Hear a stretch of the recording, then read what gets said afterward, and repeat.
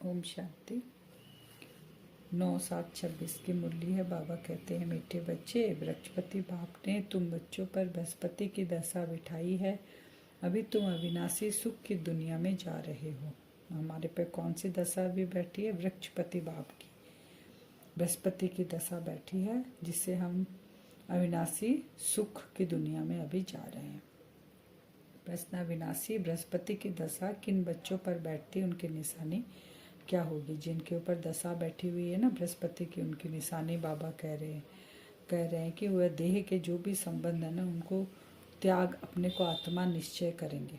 सबसे पहले अपने को आत्मा निश्चय करेंगे। और आत्मिक बुद्धि वाले बच्चों पर बृहस्पति की दशा बैठती है। आत्मा निश्चय करे और बृहस्पति की दशा बैठ गई तो फिर उनका गायन है, अतीन्द्रिय सुख गोप गोपियों से पूछो। उनको अतीन्द्रिय सुख का, उनको जैसे अगर बृहस्पति की दशा बैठ गई, आत्मिक स्थिति में रहे तो अतीन्द्रिय सुख में रहेंगे वो, उनकी खुशी कभी भी गुम नहीं होगी। तो बाबा ने कहा, तुम हो वो गोप गोपियाँ जिसे अतीन्द्रिय सुख की अनुभूति होती है। ये निशानियाँ बाबा ने बताया। गीत है ओम नमः शिवाय। बच्चों ने बाप की महिमा सुनी। आज के दिन को कहा जाता है बृहस्पति वृक्षपति डे। आज का दिन कौन है? बृहस्पतिवार है, वृक्षपति डे बाबा कहते हैं। उसके बारे में उसको गुरुवार भी कहते हैं और बाबा कहते हैं सतगुरुवार भी कहते हैं, क्योंकि सतगुरु आया हुआ है हम बच्चों को सदगति देने।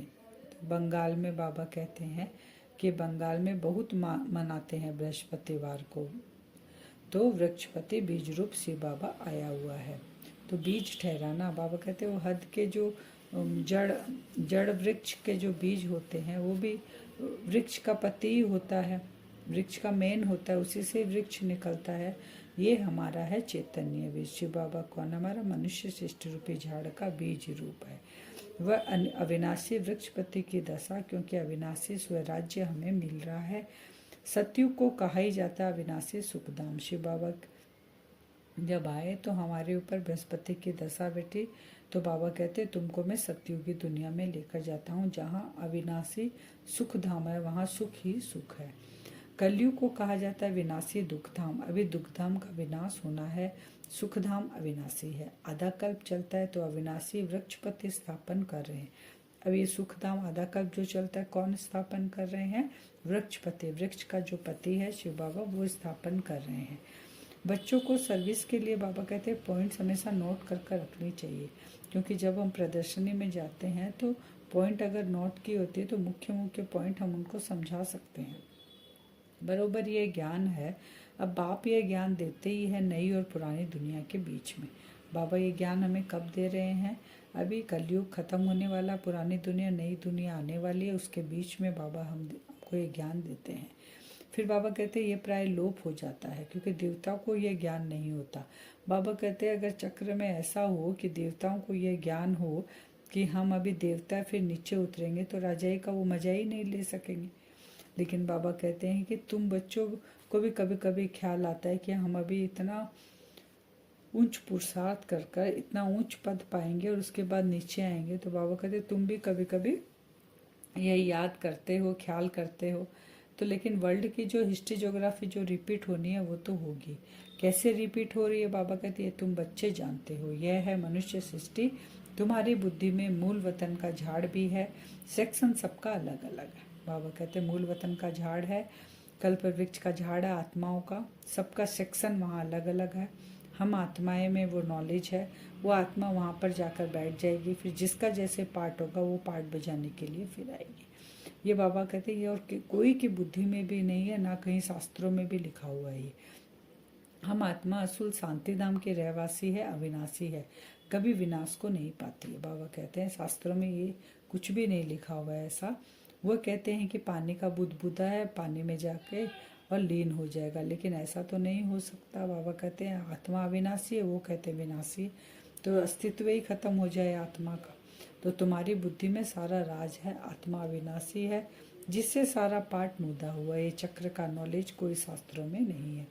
फिर बाबा कहते हैं स्वास्थ्य का भी दिखाते हैं, लेकिन आगे हम जब स्वास्थ्य का द्वापर युग से पूजा करते आए हैं, हम कलयुग एंड तक स्वास्थ्य का बनाते हैं। कभी हमको पता था कि स्वास्थ्य का 4 भाग का सिंबलिक रूप है, नहीं पता था।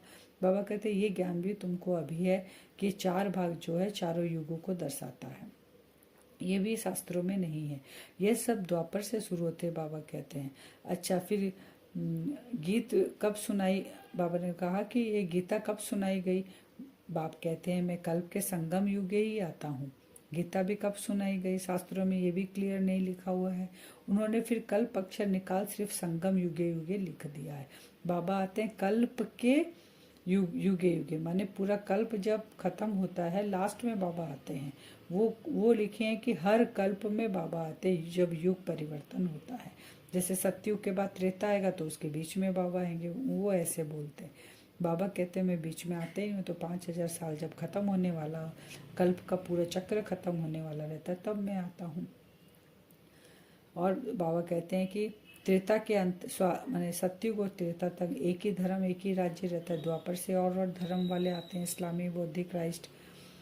ये संगम का सुहाना समय है, जिसे बाबा कहते हैं कुंभ कहते हैं, असली कुंभ। कुंभ संगम को कहा जाता है। कौन सा संगम?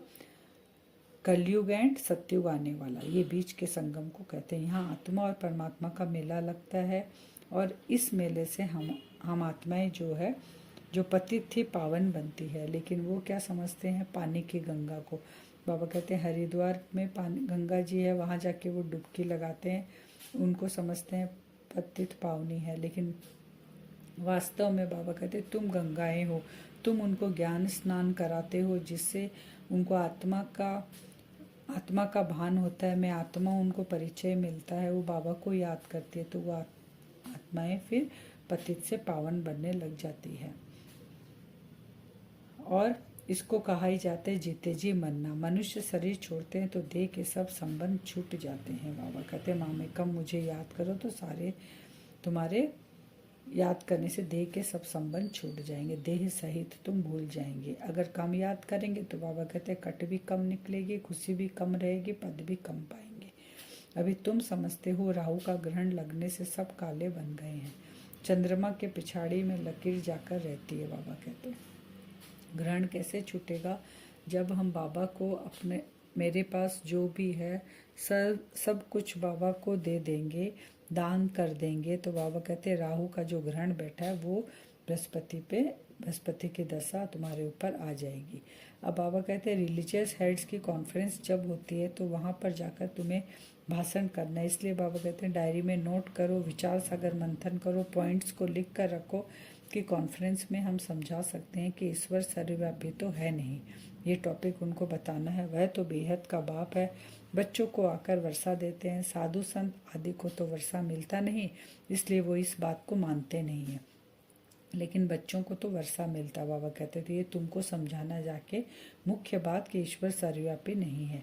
शिव जयंती मनाते हैं तो बाबा यहाँ पर आते हैं, तभी जयंती ऐसे किसी की मनाते नहीं, जो होकर जाते हैं उनकी जयंती मनाते हैं। तो बाबा का भी अवतरण होता है, तो शिव जयंती, और बाबा को रुद्र जयंती भी कहते हैं। लेकिन रुद्र बाबा कहते हैं मेरा नाम नहीं है, रुद्र यज्ञ में रचता हूँ ये, जिसमें पुरानी दुनिया सारी स्वाहा हो जाती है। ये रुद्र ज्ञान यज्ञ है, इसलिए बाबा का नाम भी रुद्र कहते हैं। इसमें सारी पुरानी दुनिया खत्म होगी।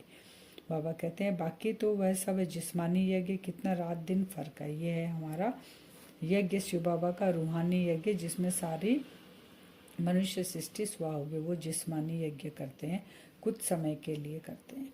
तो राजस्व अश्व में एक अक्षर भी है, इसलिए हम इस घोड़े को स्वाहा करते हैं। कौन से? शरीर रूपी घोड़े को। फिर बाबा कहते हैं वह है जिस्मानी यात्राएं, तुम्हारी है रूहानी यात्राएं। जिस्मानी यात्रा से फ़ायदा कुछ भी नहीं होता। तीर्थ व्रत करते हैं ना हम, भक्ति में कितने तीर्थ स्थानों पर जाते हैं, कितना पैसा खर्चा करते हैं, तो बाबा कहते हैं उससे कुछ भी फ़ायदा नहीं हुआ। द्वापर युग से भटकते भटकते आज कलयुग एंड तक पहुंच गए। ये है हमारी रूहानी यात्रा। बाबा कहते हैं एक गीत भी है ना कि चारों ओर लगाए फेरे फिर भी जन्म जन्मांतर दूर रहे। द्वापर युग से फेरे लगाते लगाते फिर भी भगवान हमें नहीं मिला, हम दूर ही रहे। तो अभी तुम समझते हो कि कितनी ढेर यात्राएं हमने की होगी, कहाँ कहाँ गए होंगे। लेकिन बाबा कहते हैं सच्ची यात्रा तो तुम्हारी ये है, जो हम अभी रूहानी यात्रा करते हैं, अपने बाबा के पास जाते हैं, बाबा के पास साथ बैठते हैं, बाबा की याद से विकर्म को विनाश करते हैं।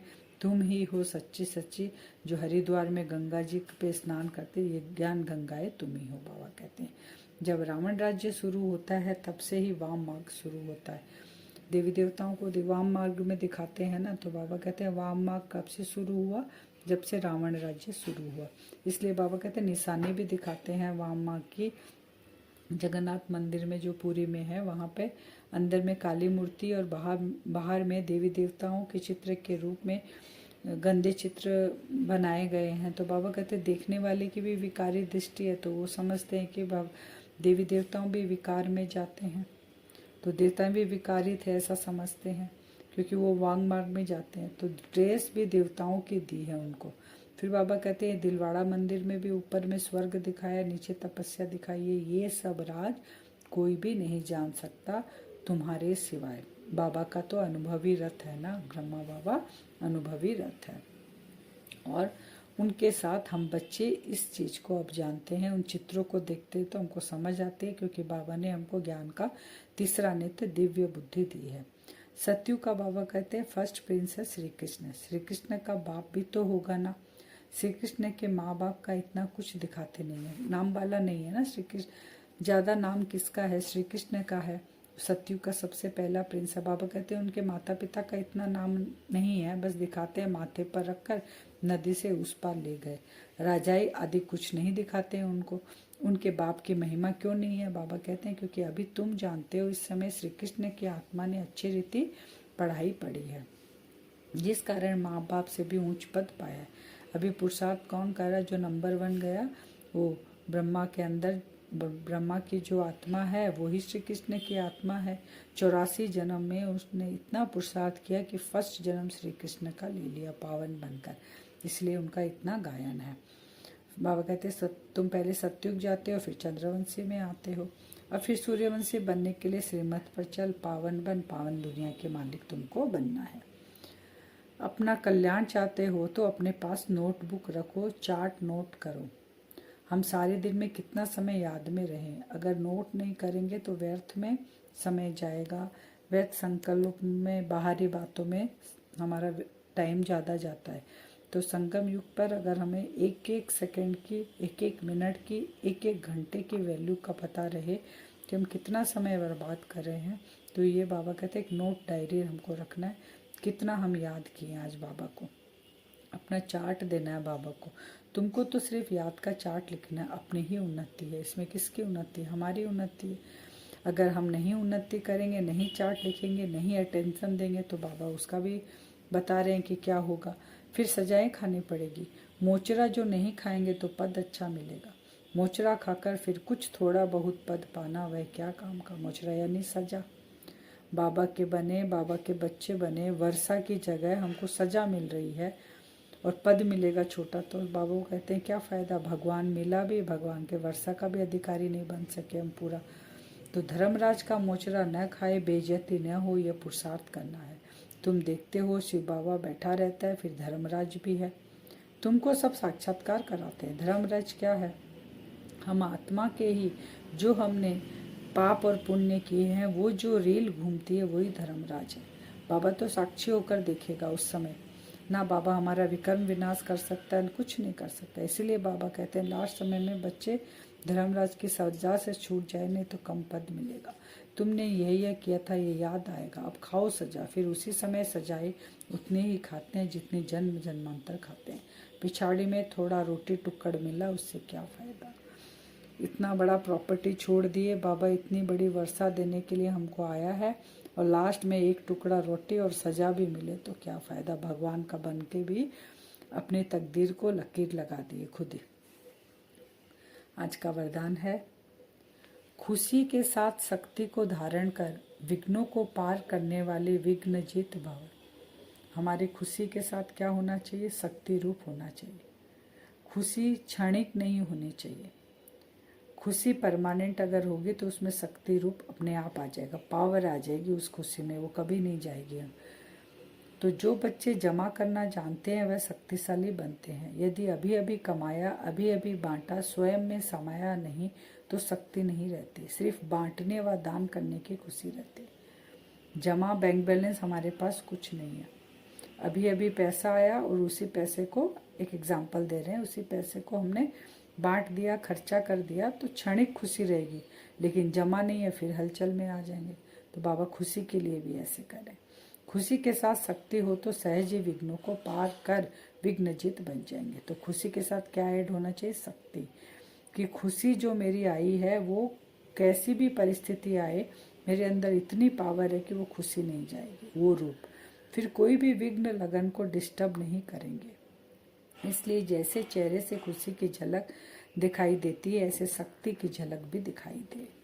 माने खुशी भी है और उसके अंदर पावर भी है। खुशी के अंदर पावर है, वो क्षणिक खुशी नहीं है। स्लोगन: परिस्थितियों में घबराने के बजाय उन्हें शिक्षक समझकर पाठ सीख लो। परिस्थिति अगर आई है, 1 सेकंड रुको और समझो कि हम एक सीढ़ी ऊपर चढ़ेंगे ये परिस्थिति से, तो ये हमारा शिक्षक बन गया, तो घबराएंगे नहीं।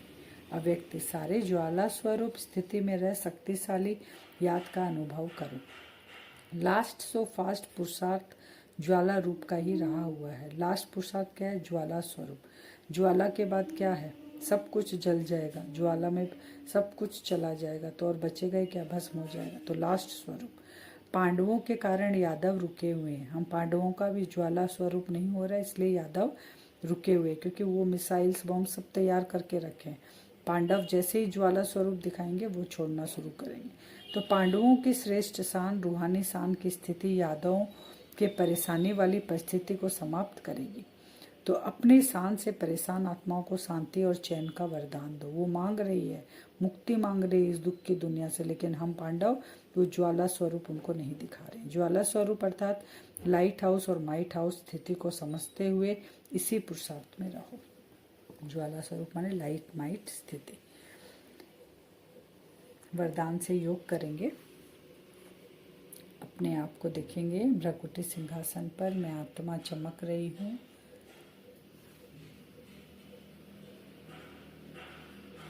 बिंदु स्वरूप में आत्मा,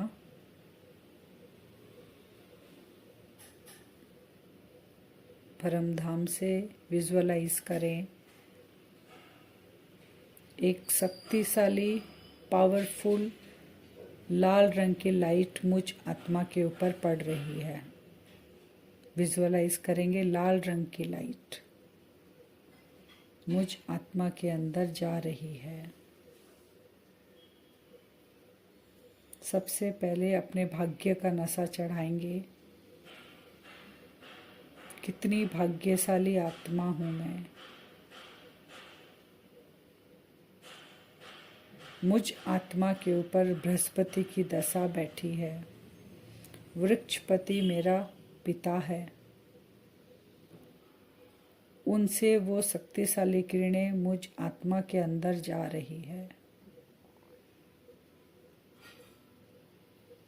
मैं बहुत सौभाग्यशाली तकदीरवान आत्मा हूँ।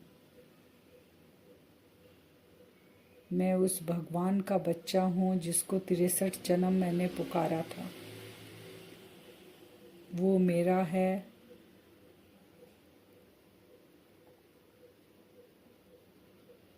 उसकी सारी प्रॉपर्टी मुझ आत्मा की है। मैं उस प्रॉपर्टी का हकदार हूँ। विजुअलाइज करें परमात्मा मुझ आत्मा का पिता है। वो सर्वशक्तिमान मेरा पिता है। कितनी भाग्यशाली हूँ मैं आत्मा।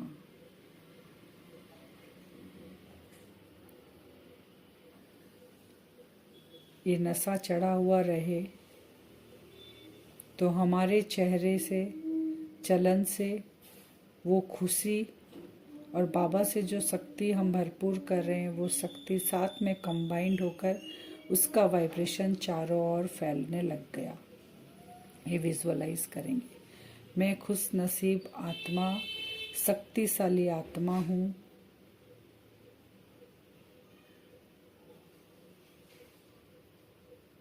शक्ति स्वरूप, शिव शक्ति, 8 शक्तियों से भरपूर मैं आत्मा,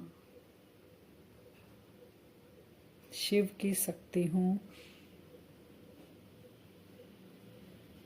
मेरे चेहरे और चलन से सभी आत्माओं को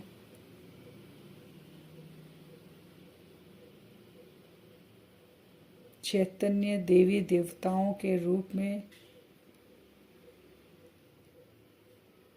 सभी साक्षात्कार कर रहे हैं कि ये कोई साधारण नहीं है, ये हमारी इष्ट हैं।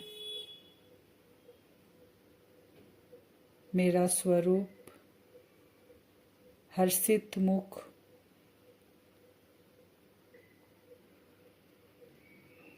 और पावरफुल शक्तियां मुझ आत्मा से निकलकर